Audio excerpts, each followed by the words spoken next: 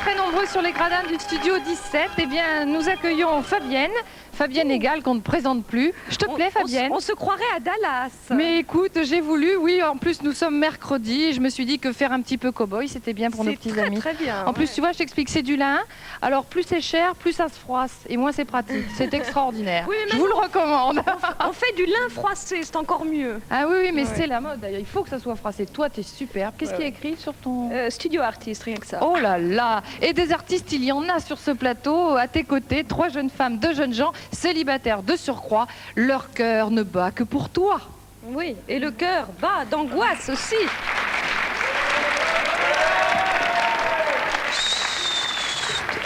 Bon, un peu de sérieux. Allez, je vous présente Dominique, Annie, Bonjour.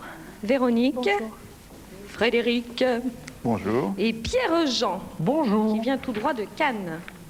C'est le seul qui ne soit pas de la région parisienne. Attention, Pierre-Jean, il va falloir bien se tenir, hein. Dominique, première question à Frédéric. Alors Frédéric, es-tu du genre pharmacie ambulante ou vas-tu chez le médecin en dernier ressort? J'aime pas du tout les médecins, alors j'essaye d'aller les voir les moins possible. Bien, ce qui ne veut pas dire qu'il a son placard à pharmacie bourré de médicaments. Annie à Pierre-Jean. Pierre-Jean, préfères-tu vivre 1 an comme un lion ou 100 ans comme un âne? 1 an comme un lion. 1 an comme un lion. Bon. Véronique à Frédéric. Frédéric, tu décides d'inviter en week-end une jeune fille que tu connais depuis peu.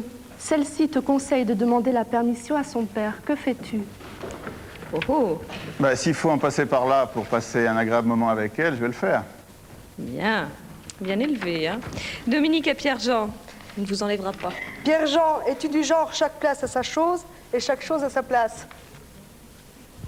Non, non, je suis plutôt désordre. Vous aussi? Oui. Oui, oh là là. Annie à Frédéric. Frédéric, que penses-tu de la phrase « l'enfer, c'est les autres » ? Qu'est-ce qui a dit ça? Je suis tout à fait d'accord parce que je pense que je suis moi-même le paradis. Bien. Ah bon? Rien que ça. On enchaîne après cette citation de Sartre, n'est-ce pas? Par Véronique à Pierre-Jean. Pierre-Jean, à la fin d'une soirée, te voici un peu éméché. Ta compagne, qui vient juste d'avoir son permis, te propose de prendre le volant. Que fais-tu? Bah, j'y donne volontiers, mais en fait, comme je bois jamais... Bon, pas de risque alors.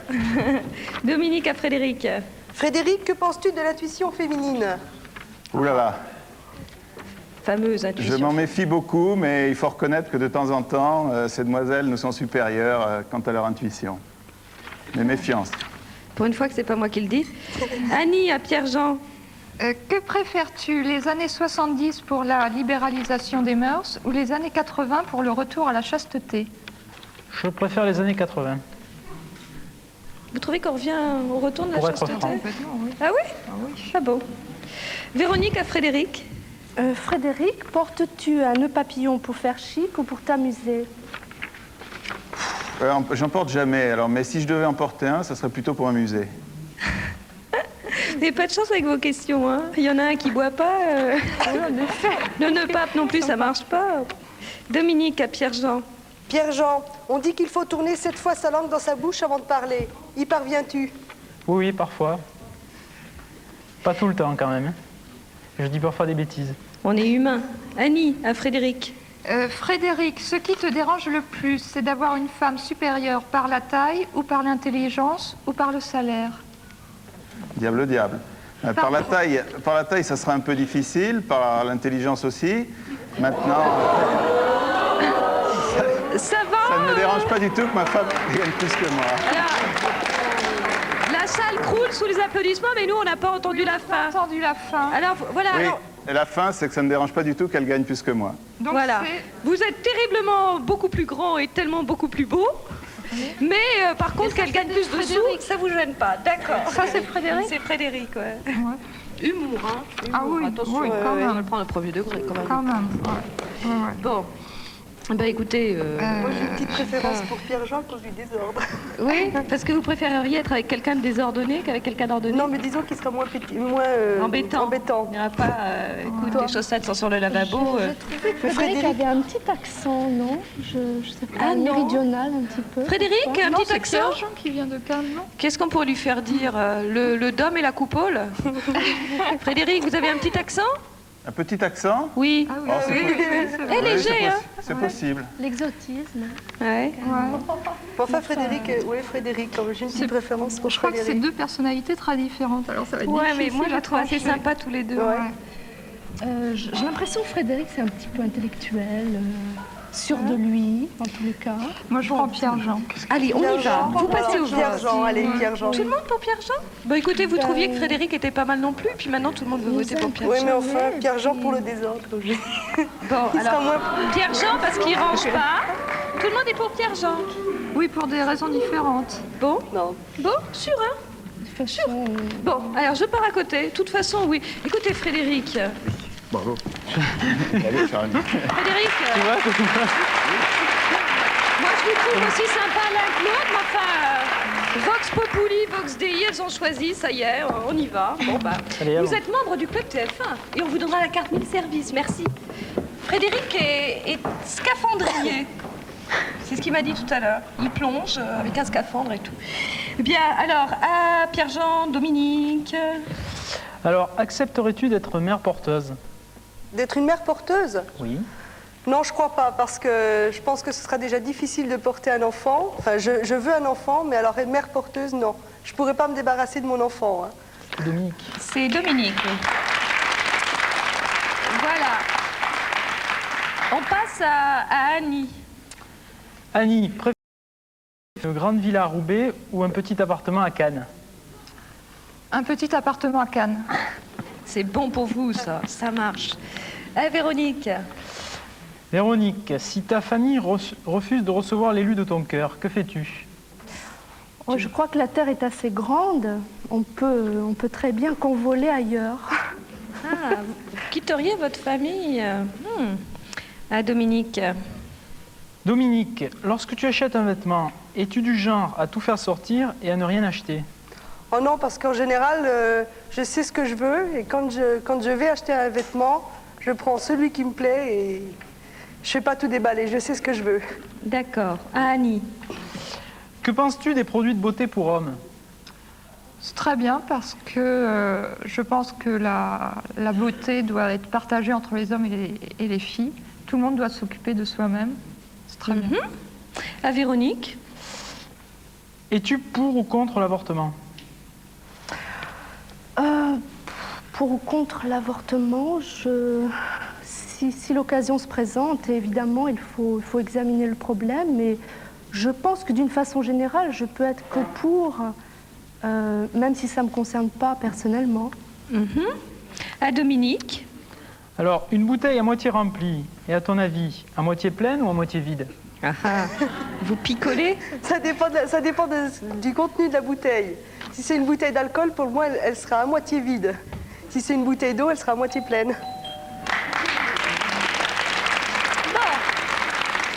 Là, vous avez fait le tour, hein? Vous avez travaillé en profondeur, si je puis me permettre. Oui. Hein, vous avez quand même posé des questions assez... Ah, elles sont toutes bien, hein? Ouais, elles sont pas mal. Elles sont pas mal, vos questions. Cruel dilemme. Et puis les jeunes filles aussi sont bien. Oui. Ah, mais ça, ce que vous voulez, je peux rien vous dire. Hein. Bon, alors, disons Véronique pour le prénom. Véronique. Venez.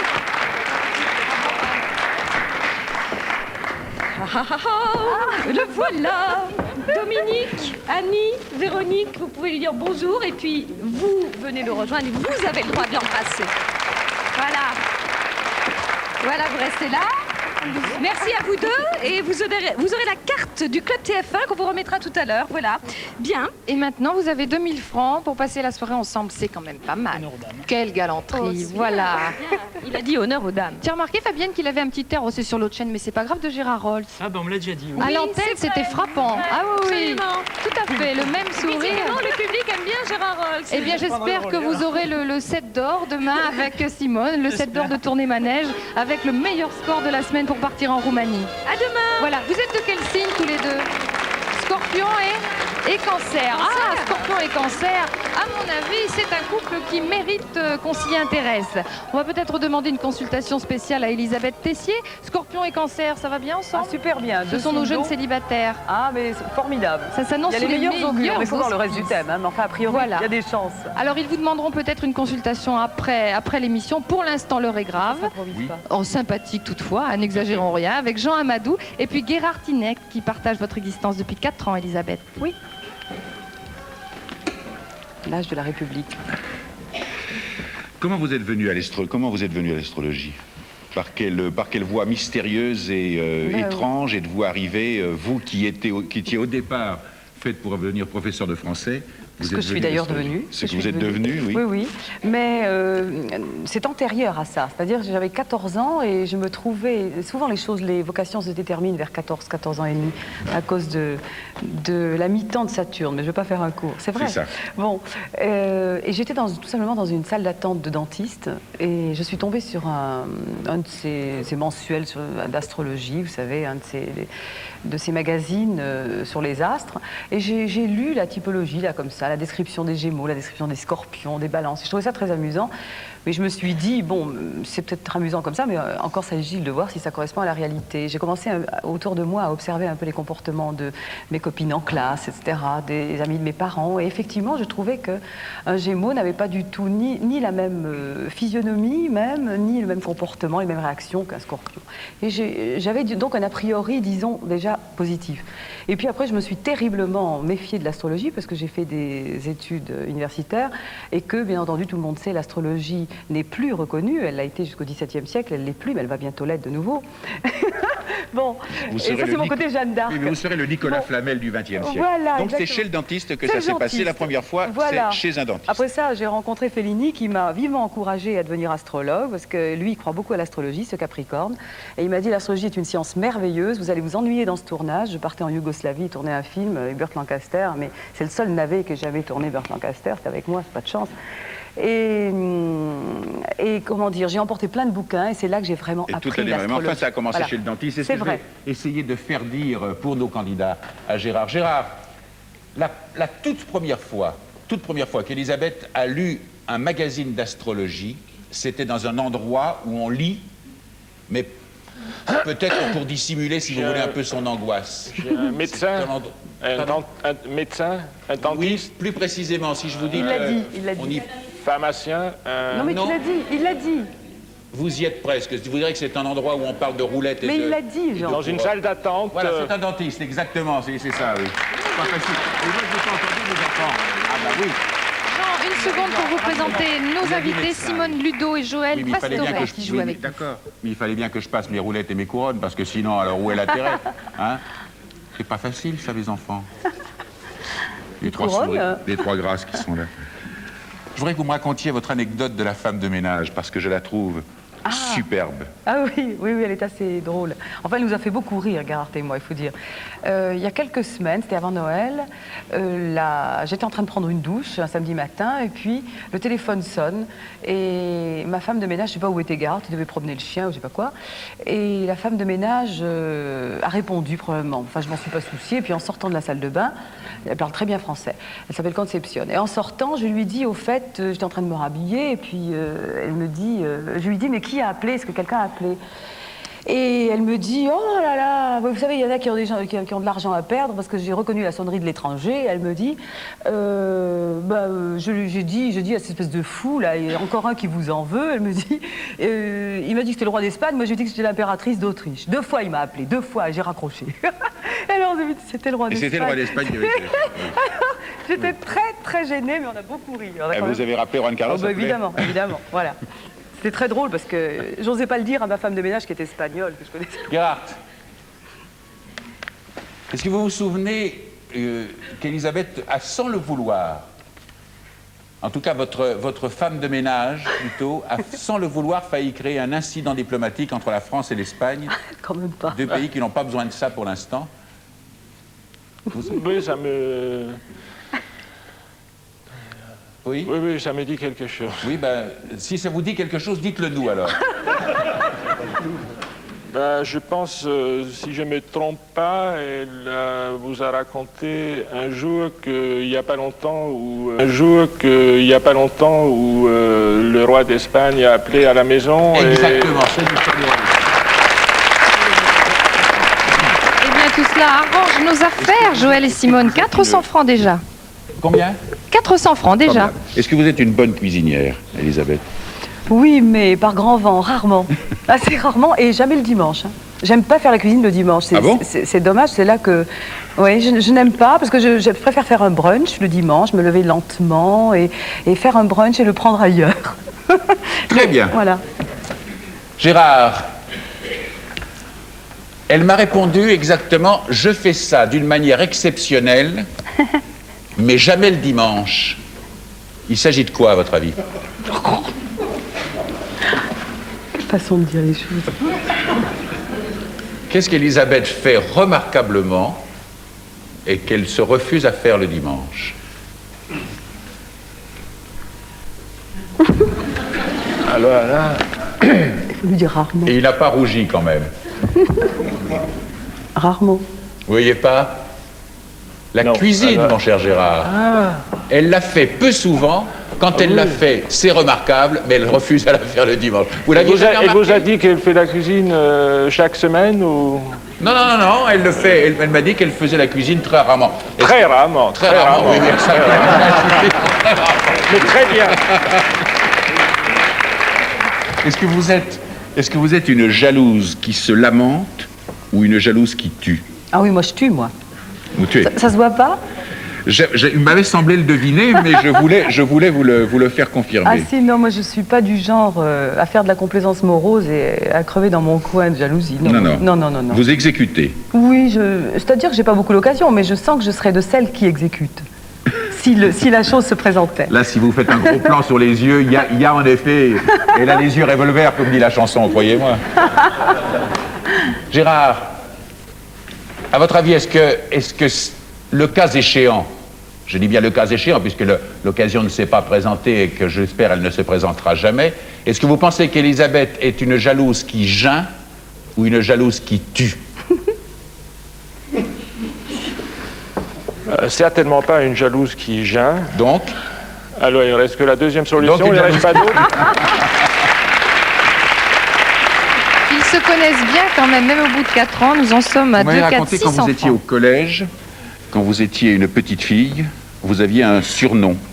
Vous vous souvenez de ça? Moi? Oui, on vous avait donné un surnom. Don Quichotte? Oui. Zorro. Zorro, oui. Ça, j'aime bien Zorro. parce que ça correspond très exactement avec les barricades dont il nous a parlé l'autre fois. C'est vrai. Non, parce que je défendais toujours la veuve et l'orphelin et l'opprimé. Oui, les copines qui étaient injustement accusées, etc. Alors je me faisais punir moi-même. J'étais au conseil de discipline une fois par semaine. Est-ce qu'on peut arriver à concilier les deux, c'est-à-dire à être toujours dans la vie ce Zorro un petit peu que vous êtes, et en même temps de faire cette science quand même extrêmement précise qui s'appelle l'astrologie? Bien oui, parce que finalement, comme elle est terriblement controversée, je passe ma vie à pourfendre, oui, absolument. Vous savez qu'on me dit toujours, moi, quand vous prenez l'avion, est-ce que vous regardez votre thème astral? Et je réponds non, ce qui m'intéresse, c'est le thème astral du pilote, surtout, je veux dire, pour moi... Vous avez tout à fait raison, il me semble en tout cas que s'il en a mauvais, j'aimerais bien prendre l'avion suivant. Mais si vous avez un bon, ça sauvera la situation. Oui, Gérard. Quand elle était au collège, Elisabeth a eu un surnom. Vous devez le connaître parce que vous m'avez parlé hier des barricades. C'est pas tout à fait ça, mais enfin c'est dans le même esprit, c'est dans le même style. Alors vous devez le trouver, c'est un héros de bande dessinée, c'est un héros de cinéma. C'est même une chanson d'Henri Salvador, si ça peut vous aider. Zorro, non? Oui, c'est Zorro. Vous avez compté avec moi, Joël, ça fait 800. Est-ce que vous avez là?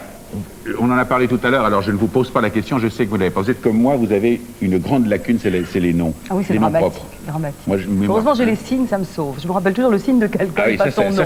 Alors je dis bonjour Monsieur Gémeaux, bonjour Madame Scorpion, etc. Ah oui. Ça me sauve. Oui, vous rappelez les signes des gens? Ah oui, très bien. Ah oui, même 10-15 ans après. Très amusant. Ça, c'est formidable. Oui, par exemple, là maintenant, je rencontre souvent des gens, alors que je n'étais pas astrologue à l'époque.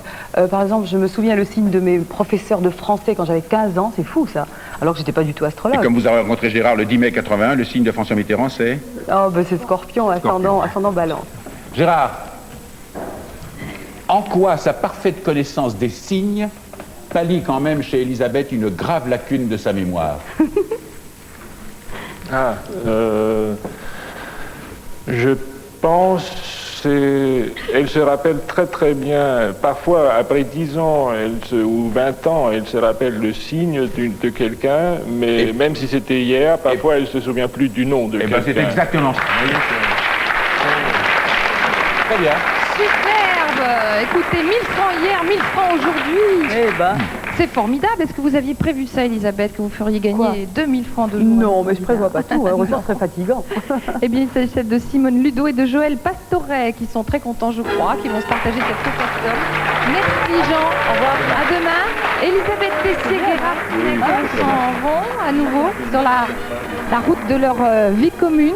Qu'elle soit heureuse, longue et belle. Je vous rappelle que vous pouvez retrouver Elisabeth Tessier tous les jours dans son horoscope 86, l'année de la comète. C'est aux éditions numéro 1. Bonne journée.